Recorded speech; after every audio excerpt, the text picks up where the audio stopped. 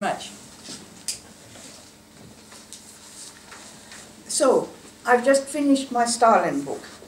You might ask, does the world need another Stalin book? It seems as if everyone in Soviet history is having a crack at it. So perhaps it's partly herd instinct, but there was an original stimulus to do this project. And it was the kind of stimulus that is usually effective with me, that is to say, new archives.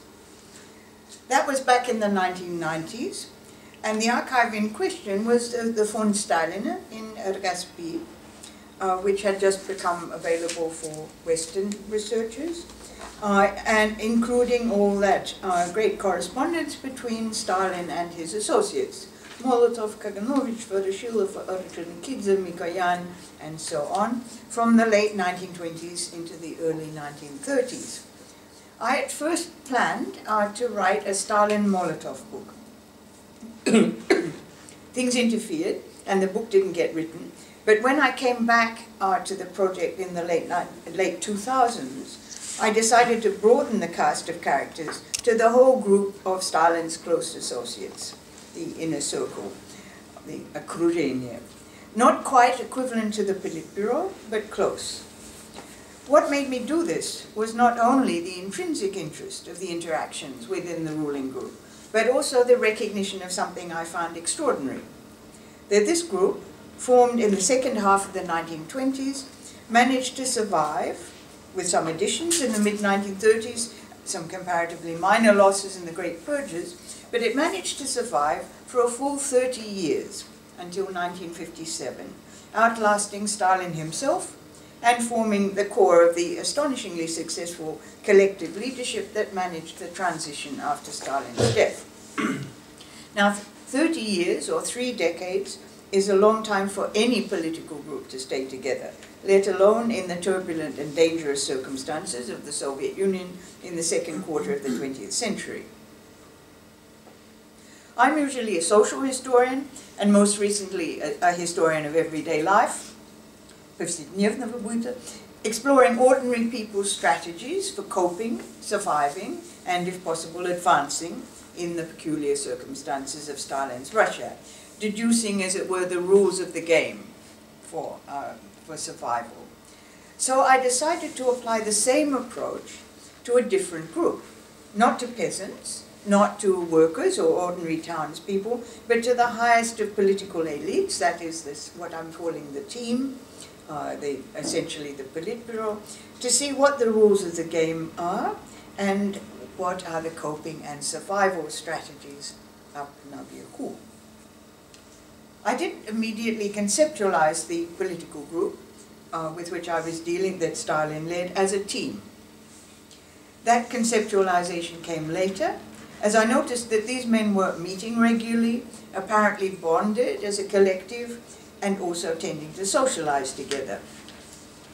All my group, usually about a dozen men, all men, all of them were political players, that is, they had political standing in their own right, significant, though not as significant as Stalin in the factional struggles of the 1920s, and then in the 1930s as heading major departments of government and party. Stalin and Molotov, until Molotov became foreign minister, these two were the generalists, the people without specific sectoral interests. More or less all the others had, at any given time, responsibility for some major area, like the military, heavy industry, agriculture, railways, or Moscow, whatever it might be. Now, the group had a sense of themselves as a team, по-русски команда, and that team, of course, was definitely led by Stalin. It was сталинская команда. And I envisage him as both the team captain and a kind of playing coach. And the notion of the playing coach is important because the coach on a team is the man who decides who can play and who will be dropped. The rhetoric had it that all team members were equal, though the captain was conventionally more equal than others. One could refer to them collectively just as the Politbüro. But because of Stalin's habit of excluding some people who were formerly Politburo members from the meetings of the inner circle and adding some who were not formerly Politburo members at any given moment, so the approximation between the working team and the Politburo there is an approximate relationship, but not an absolutely exact one. One could also call this group, instead of a team, one could call them a faction, fraktion, which they were, of course, in the 1920s.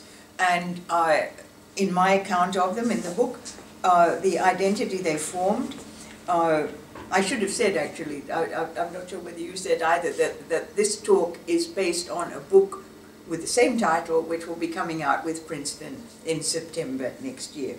So one could call them, the term, the identity they formed was very largely determined by their fight with the other factions, Trotsky and Zinoviev, in particular in the 1920s, when they perceived themselves as the less cosmopolitan, the less educated, the less Europeanized than the competitors. But the term faction gets less useful once we get into the 1930s, because there aren't any other factions around for them to fight. Now, one could also call them a gang, shaika in Russian, as Harry Rigby does. But that implies that crime is their game, whereas I think it more accurate and a bit less weighted to take their primary game, or business, to be running the country, that is to say government, rather than running a crime syndicate. So I settled on team. My original interest in the team was focused on the first half of the 1930s and the question of how the Politburo operated then. In particular, I was interested to know what forms of disagreement were possible within the Politburo.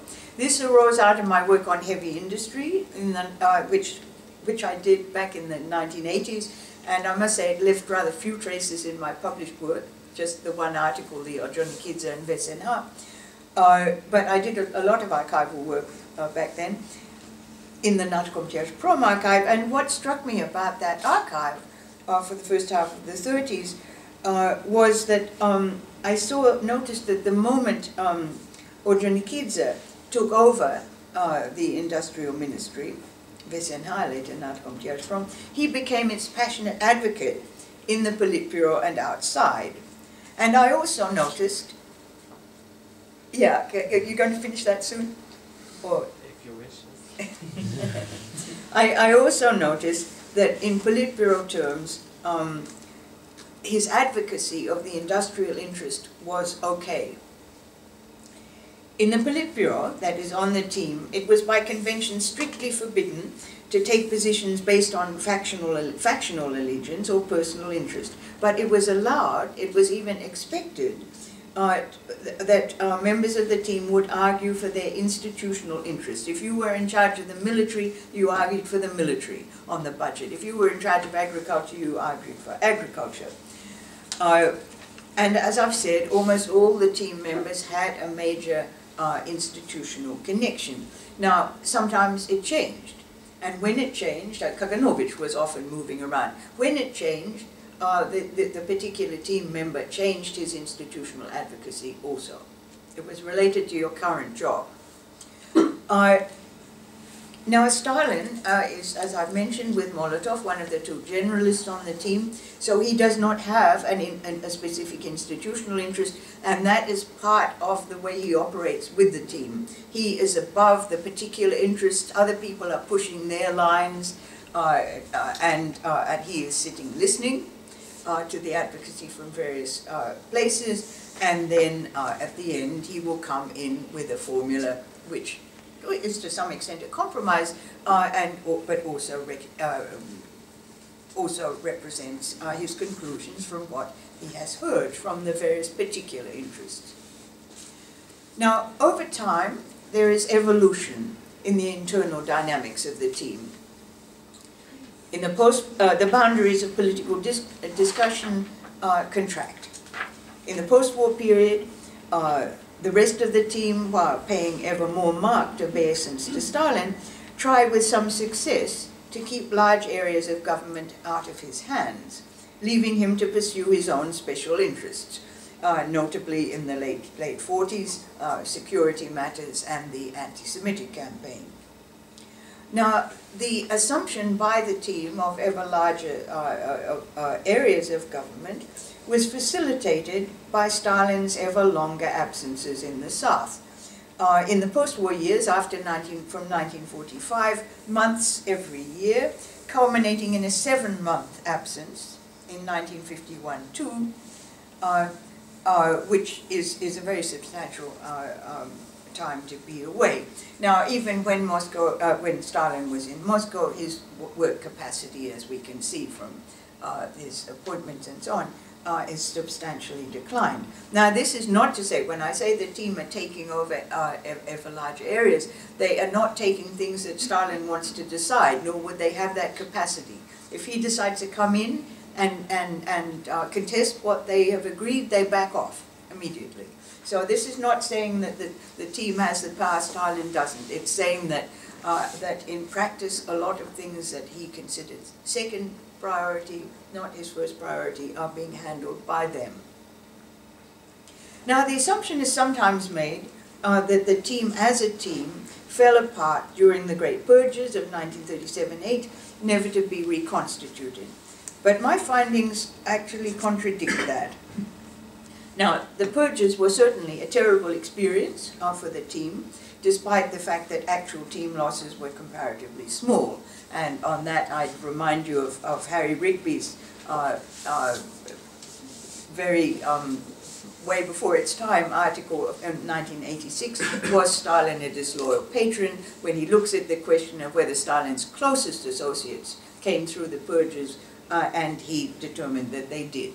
Now, the layer underneath, just underneath, has a terrible death rate, but this particular small layer right at the top does not, though there are losses. In the aftermath of the purges, that is to say in 1939-40, reading the Politburo materials, you certainly get the impression that the team are keeping their heads very much down. They are taking few initiatives. As far as I could see, Stalin is taking all the initiatives. And what the team seems to be doing at that point is working quietly in whatever their bailiwick is, whatever their institutional location is, trying to restaff it, trying to get it up and running again after the purges. So if you look just at 1939-40, you might say, well, that's it for the team. They're still, that is to say, they're still in office, but they're no longer functioning with the collectivity and some degree of initiative before. But then comes the Second World War. And in the Second World War, it appears to me that the team is back in action. That is, both its members are both in important positions taking initiatives, but also they are working together and with Stalin collectively. Mikoyan describes this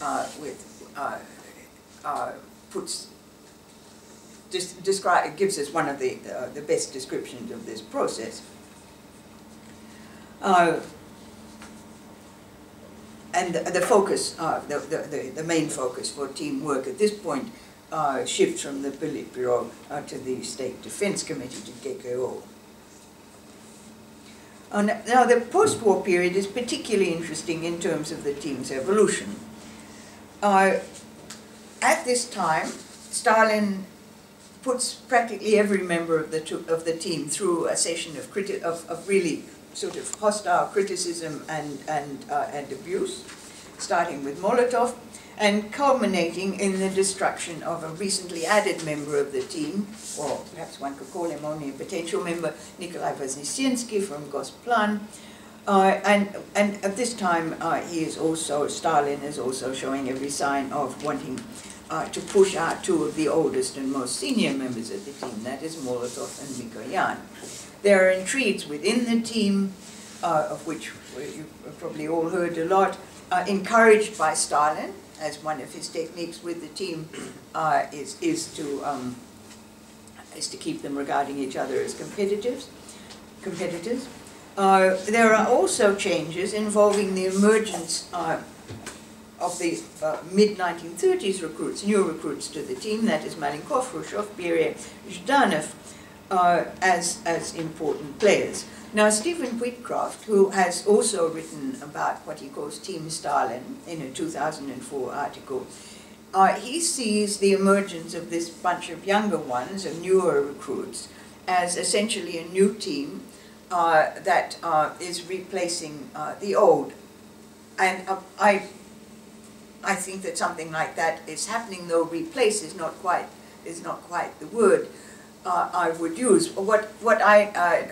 It seems to me that teams do, when I don't treat them, I decided not to treat them as two separate groups, partly because I think teams always evolve and add new members, but also because of what happens in the late 1940s when new and old, when Molotov and Mikoyan are under attack from Stalin, and a kind of sub-rosa alliance is formed with the new members of the team. In other words, they are then acting as a team, not as an old or as a new team. Now, the story of Stalin's attempt to drop Molotov and Mikoyan from the team in the late 1940s is told, well, Oleg and Yoram Galitsky have told this beautifully in Cold Peace. What strikes, in addition to lowering eventually lowering their job status in terms of job assignments, Stalin also doesn't want them coming to the dacha. He doesn't want them coming to the film showings in the Kremlin. Now, what interests me about this is going on in the last years of Stalin's life, and what interests me is that his efforts appear to be foiled by passive resistance from the team. In other words, although he says that he doesn't want them showing up, they still do. And they still do show up in part because other members of the team, in fact from the newer group, are telling them when these meetings are. And only after Stalin, after some months actually, expresses extreme annoyance, do they stop telling them when these meetings are.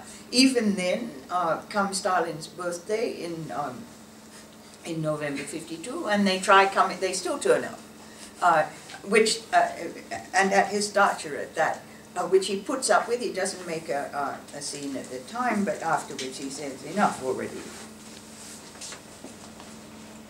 Now, we're now getting right up to the period of Stalin's death, which for an awful lot of people was incredibly convenient, but for none more than the team, because it certainly looks by the end of Stalin's rule that not only Molotov, Mikoyan, and Voroshilov are in danger, but perhaps the whole of the old team. In any case, whether they were, what would have happened if Stalin had not died, we of course will never know. For me, researching this book, what was particularly interesting was actually the period from Stalin's death in 1953 to 1957, a period I knew extremely little about.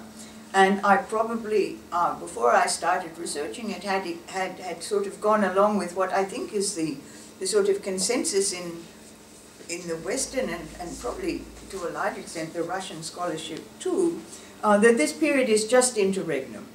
There's Stalin up to March 1953, then there's nothing much, or rather there's competition for who's going to be the next leader, and then Khrushchev emerges and takes a reforming path, and the reform path is dated, is treated as if it were his alone often.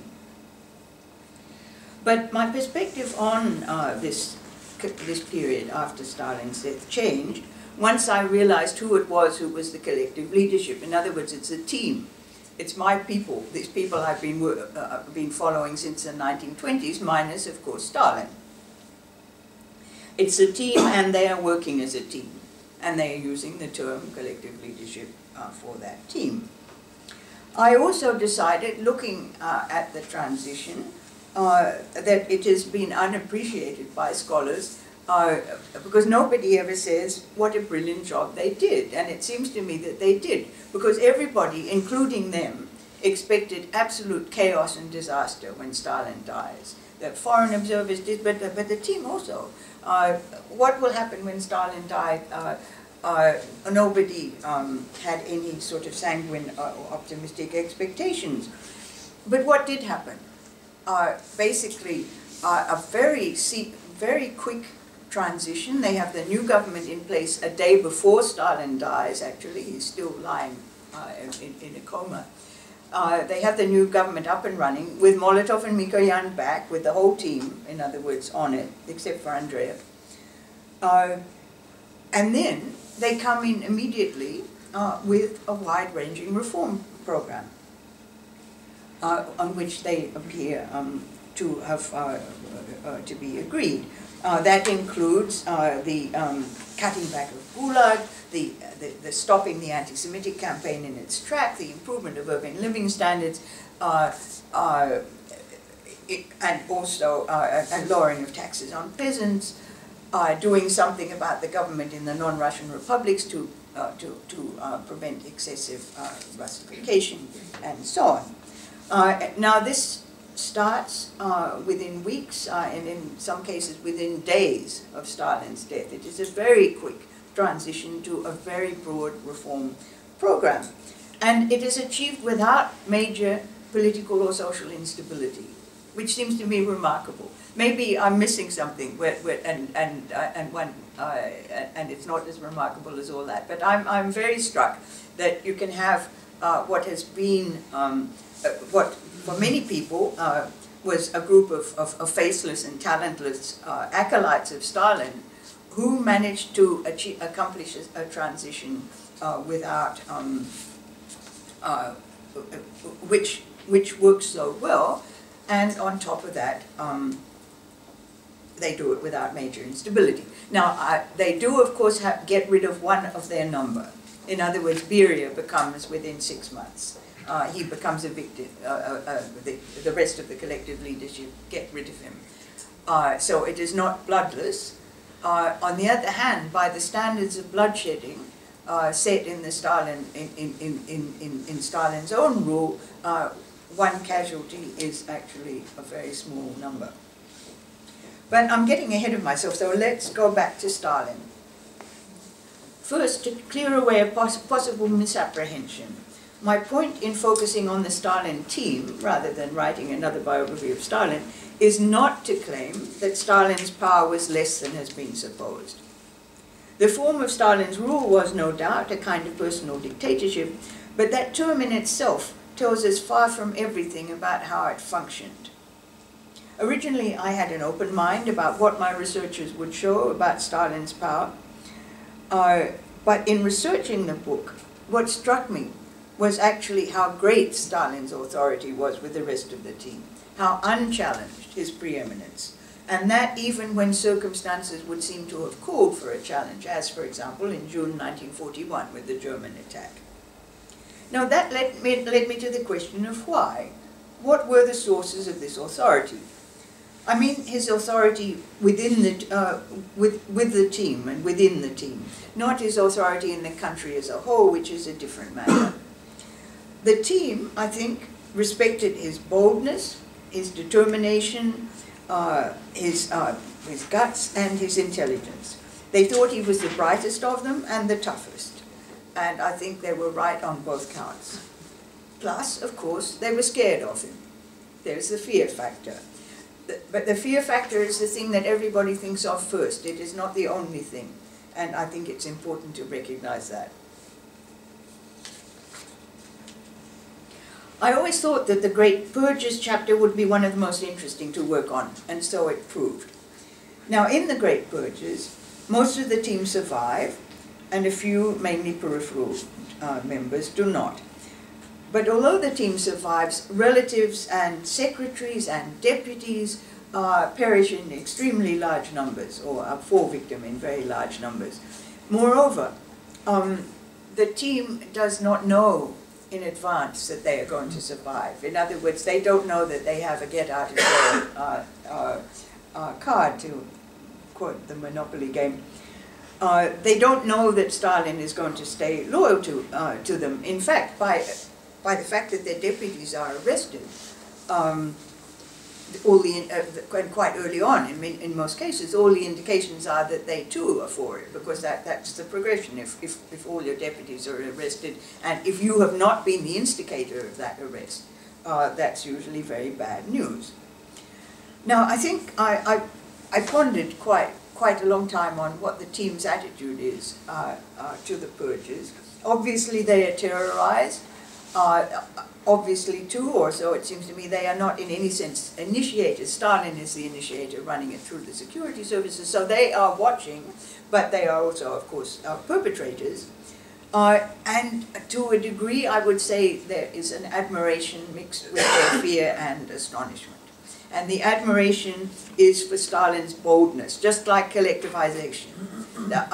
Now, this is extremely difficult for us from our perspective to take in, how on earth they could see it like that. But somebody who will take the maximalist, Stalin having the ability to take the maximalist course and stay with it. Now, the team, I think, clearly do not believe in the literal truth of the accusations against their friends and associates. Moreover, they would like to protect them. Not only would they like to protect them as human beings, they would like to protect them because protecting your friends, associates, and clients is a prerogative of power, and nowhere more than in the Soviet Union. But that power to protect your people, своих, has been explicitly withdrawn from them for the duration of the purges, just for the duration of the purges. Mikoyan refers to an actual Politburo ban on members contacting the NKVD about arrests during the purges. I don't know, I have never seen that, I don't know if you have, but in any case, in practice, the situation is as if there were such a ban. It's one of the most striking, although temporary, changes I've come across in high political practice. Now, Stalin doesn't protect his friends, associates, and family either. The casualty rate in his immediate personal milieu is as great as any of the rest. And I think, in a way, this deserves more attention than it usually gets. It's often attributed, where it's discussed at all, to his rampant suspicion and bloody-mindedness. But as I looked at it, I thought, well, maybe that's not all that's going on here. What appeared to me to be possible is that if you're operating within a team, even if the other team members you can get rid of, even if your status is much greater than they, to a degree there are conventions about what behavior is appropriate. It seems to me that Stalin very likely had his own sense that if the rest of the team can't save their people, it is inappropriate for him to save his people. Now, what I would imagine happening here, though I can't prove it and I don't think it's possible to prove, very likely, is that, well, naturally the dossiers on the people close to Stalin will be filling up with denunciations and compromat, like everybody's dossiers. So the question is, what is Yuzhov going to do with that? Now, clearly Yuzhov is not going to go out and arrest Stalin's closest associates. But on the other hand, to leave Stalin uninformed about these dossiers would also be a very dubious proceeding. So what I imagine might have happened is that Yuzhov will come with the dossier of, let's say, Svanidze or whoever, brother-in-law, whoever, saying, in effect, I assume you don't want me to do anything about that. And that Stalin gives a kind of response like, what do you mean don't want to do anything about it? You've got compromising material, you should act as appropriate. In any case, that kind of behavior, it appears to me on Stalin's part, is similar to the way he behaved when his son Yakov became a prisoner of war to the Germans during World War II. He would not do a deal to get him out, although it was widely expected that he would do one, on the grounds that there were parents of prisoners of war all over the Soviet Union who didn't have that possibility. Now I want to go on to the question of sources. because that's a difficult one if you're trying to write about the team, because if you want to write about team relations, because only sometimes will the archival sources give you the information about personal interactions you want. Von Staliner is quite good for personal interactions. Von Staliner and the fondi of other leaders containing their correspondence up to about the second quarter of the 1930s, and then it becomes much less helpful. What we have to supplement that are memoirs and the interviews, memoirs by team members, and also interviews that were done with them by, for example, Felix Schuit, and also the memoirs of their wives and children. And there are a lot of these memoirs. And of course, like all memoirs, or even more than many memoirs, you have to treat them with extreme caution. They are always trying to, they are giving you a slanted picture, of course. Now, mind you, to think that any kind of source doesn't give you a slanted picture, I think, is a bit naive. But on the other hand, the slanting here is often extreme. They're giving a partisan picture. The memoirs of the children very much follow the Soviet convention that someone in the family of a top politician or intelligentsia figure needs to be the tender of the reputation, the keeper of the flame, to make sure that only good things are written about that person, and to protect their reputation. All the memoirs of children, Malenkov, Beria, Mikoyan, two Mikoyans, the whole bunch of them. They are all of this genre, but for one, and that is Svetlana Stalin, Svetlana Alliluyeva. In other words, Stalin did not benefit from having a child who wanted to keep the flame of his reputation intact. Now, as I wrote the book, I realized how advantaged in the eyes of history are those who left really detailed accounts. You keep on quoting them, you can't help it. Khrushchev, with his extensive tape memoirs. Mikoyan, with his books of memoirs written at various times, including the last one on the Stalin period, which has obviously gone through significant editing by his son Sergo. Then Molotov's extensive, Molotov's legacy is not so extensive, but the interviews with Chuev are a major source. And in addition, Khrushchev and Mikoyan both have sons who have written practically, well, Khrushchev has a son, Sergei, who has written really extensively, volume after volume on his father, and Mikoyan's sons also contributed. So Stalin, again, is in a sense, not advantaged in this way, although he did leave us his archive, the Von Staliner, which I see as a very artfully constructed archive, even more than most. Now, exactly who is the constructor or constructors of this is hard to tell. On the other hand, I think that Stalin, by the things that he instructed to keep and the things that he didn't, I think Stalin is a part of, is very much involved in the creation of that archive. In other words, I don't want to give the impression that I see Von Staliner as a non-slanted collection of material which fortunately happens to be around. So some people are well served because there's a lot of data on them, and some people very badly. Kabanovich rather badly served, as his daughter, though loyal, did not write about him. Andreev. Now, Beria and Malenkov each have a son who, against the general, go against the general trend by trying to give their father's point of view. The person who,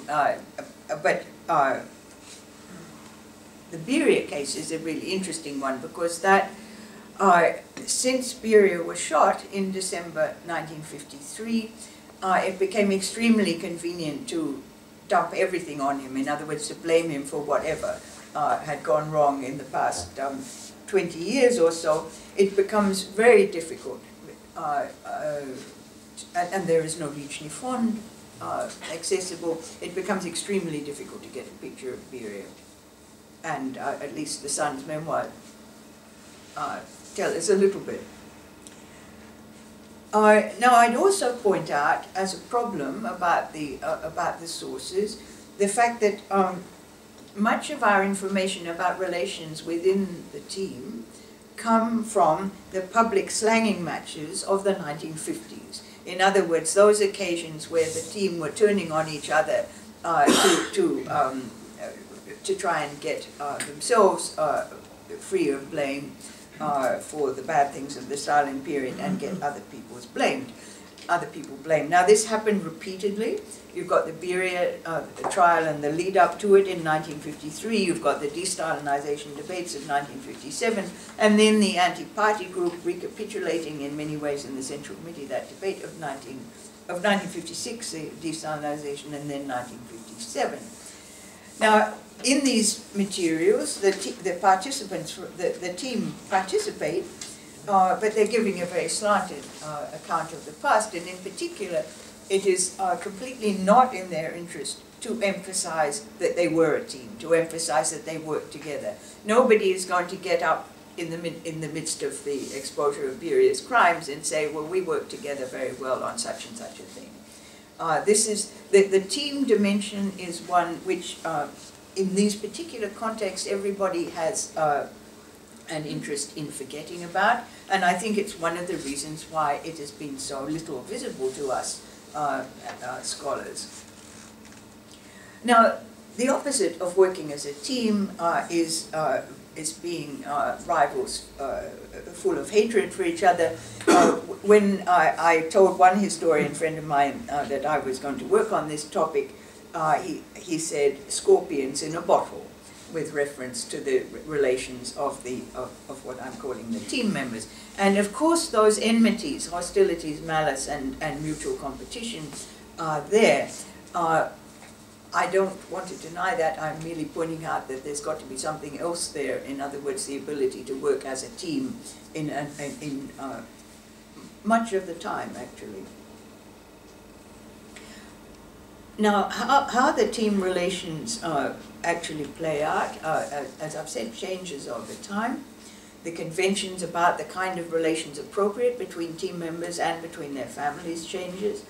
In the late 20s and the early 30s, there is a lot of socialization, especially at Stalin's dacha. Most of the team and their families, at this point they mainly have young children, and their wives and the young children are all around, and that's a close relationship looking like friendship. But as time passes, the convention emerges that team members shouldn't get too close to each other or socialize too much, at least without Stalin's presence. And Stalin in the 1940s becomes much more vigorous in fomenting competition and ill-feeling among team members. This, however, is qualified by the fact that, particularly since his wife's suicide at the end of 1932, Stalin is a lonely man. He's even lonelier after the purges, when much of his immediate circle disappears. And he relies on team members for companionship. It's not, by the 40s, it's not the team members with their wives and families anymore. It's the team members alone. In other words, it's a masculine company that is forming. At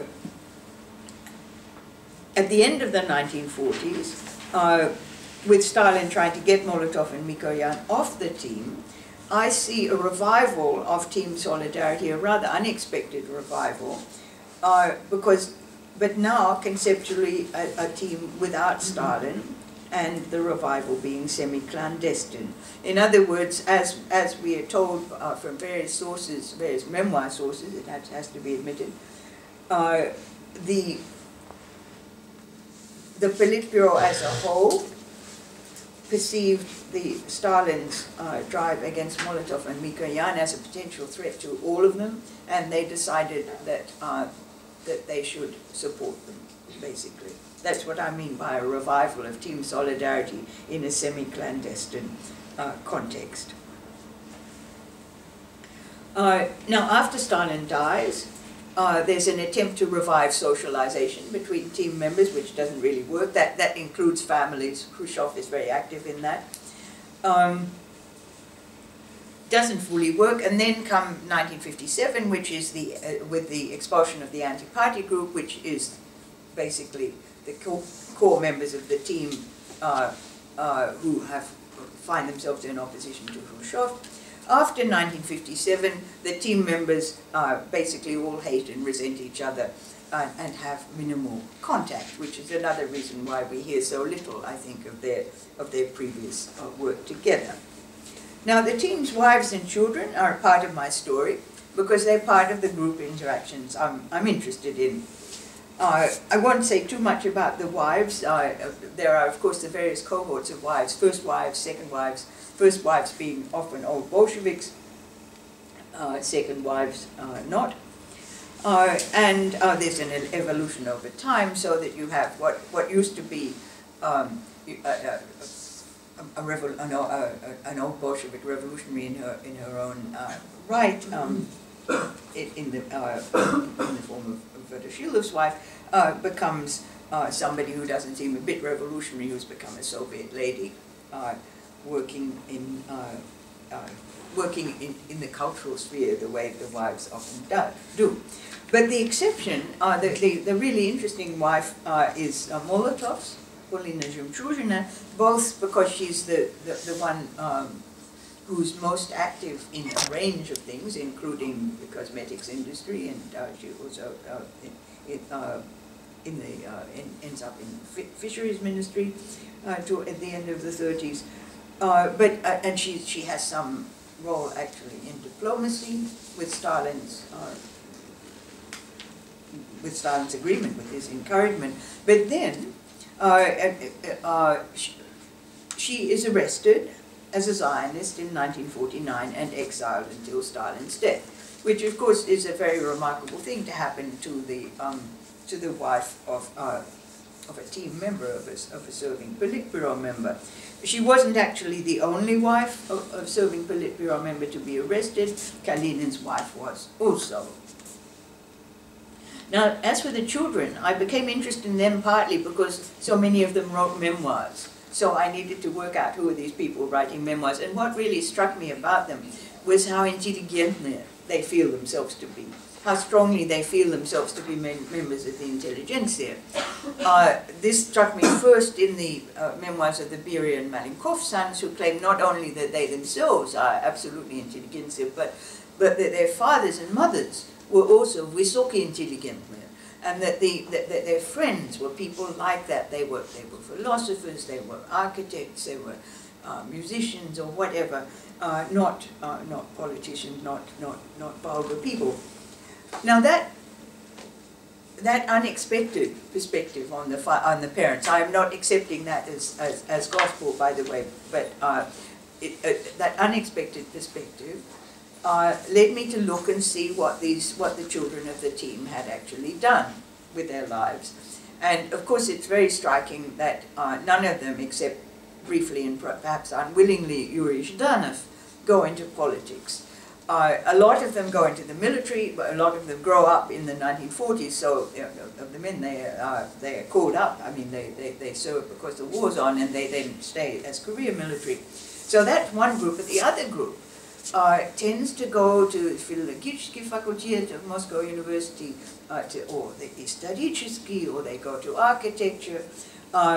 In other words, all very intelligently things. And on top of that, when you look at their particular interests, a lot of them are at university in the 1940s, in the mid-40s, and mid to late. And Svetlana Alliluyeva gives a description of their intense interest, her intense interest, but not only, in American studies, because America is to them a sort of a beacon. Now they have to back off that, but it's an interesting interest to have among the children of a ruling group.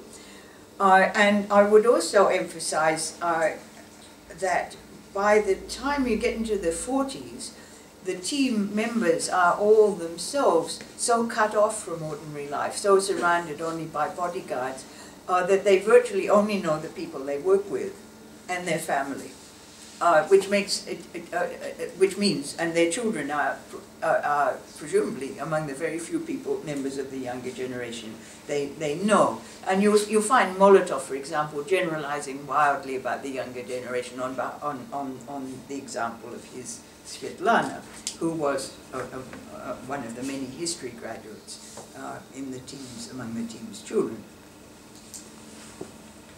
Now, finally, I'd like to say something about some kind of assessment of the team's contribution. During the Stalin times, I think as a generalization one can say that anything that you're not going to see any of the big controversial policy issues initiated not by Stalin but one of the other members of the team. If there is such a case, I can't bring it to mind. On the other hand, in a host of other issues, of issues one tier down, I think that you'll find a great deal of team initiative, in particular in their areas of specialization. The team, after all, are people who are involved in the drafting of legislation or of resolutions in their areas, and those who draft play an important part. So it's as hard. I think you'd almost have to go sector by sector to get any fuller picture of team contribution. But their hands are more or less everywhere, although Stalin's hand is, so to speak, the decisive one. Now the other thing that I came away, the other sort of, in a sense, conclusion I came away with in writing the book, was that teams have been throughout the Soviet period important. Now let me explain that a bit. The picture, I think, in the scholarly literature is usually that personal dictatorship is the default position. In other words, that's what you expect in the Soviet period, unless there is some temporary interruption of that.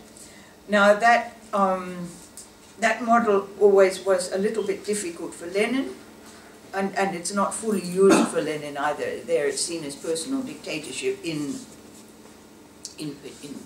potential, because it's obvious Lenin worked with a team the same way that Stalin did. In fact, Stalin's working with a team is modeled clearly on Lenin.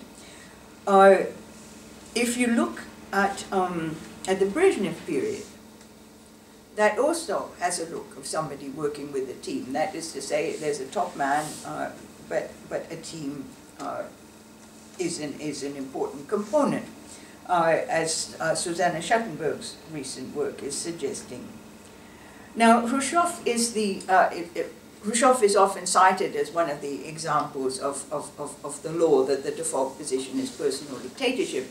But as I looked at it, at the events of first of 1957 and then of 64, I wondered about that a bit, because in 57, the so-called anti-party group, in other words, Molotov and so on, they initiated by criticizing Khrushchev for non-collegiality, for behaving less as a member of the team than as a boss on his own, and that criticism has majority support in the Presidium Politburo at that time. So it's what the majority, most of the team feels that. So they make those criticisms, and as it happens, they lose out. But they lose out. They lose out through Khrushchev very cleverly, both changing the venue, using security and military, and also, I think, in an absolutely brilliant stroke, changing the discussion into another discussion of who was to blame for Stalin's crimes, which of course enables him to point the finger at Molotov and Kaganovich. Then I was struck looking at 1964, by the fact that exactly the same criticisms are made of Khrushchev as were made in '57. The same criticisms which seem to come from the assumption that, okay, you have a leader, you have a top man, but he ought to be working with a team. He ought to have a team that has status and that he treats as equals even if he knows that he is a bit more equal than others. Now, the second time round, this criticism prevails, of course. That in the first occasion, Molotov and co. have the disadvantage of making this argument when they are very definitely the old guard with Stalinist connections. The Brezhnev people are new people. They are not tarred by the past, and so with them, it wins. Now, what used to be called Sovietologist, I suppose we don't really have anyone who calls themselves a Sovietologist anymore, but that was what in the West the people who studied the Soviet Union in the Cold War were called, and they were always very wary of discussing or suggesting that there might be any kind of diffusion of power away from the Vozhd, and especially under Stalin. And this is partly, I think, it's partly a Cold War thing, but it's partly because Soviet claims about such diffusion would focus on institutions like the Party Central Committee, democratically elected, etc., and the Supreme Soviet, and these arguments were self-serving and unconvincing. But perhaps it's time to reformulate the question, looking not at formal institutions, but at the informal, but deeply embedded practice of a leader working with a regularly meeting team of associates, most holding top party and government jobs, in which the convention of the leaders being only primus inter pares was to a greater or lesser degree respected. Lenin and Brezhnev clearly had such teams. Khrushchev unwillingly put up with one from 1957 to '64. And as I've argued in this paper and in the book, Stalin had such a team too. Moreover, a remarkably stable one as far as membership was concerned, though its functioning and importance changed over time. So I would like to leave you with this thought, that the default position of Soviet high politics over 74 years involved not just a leader, but also a leadership team.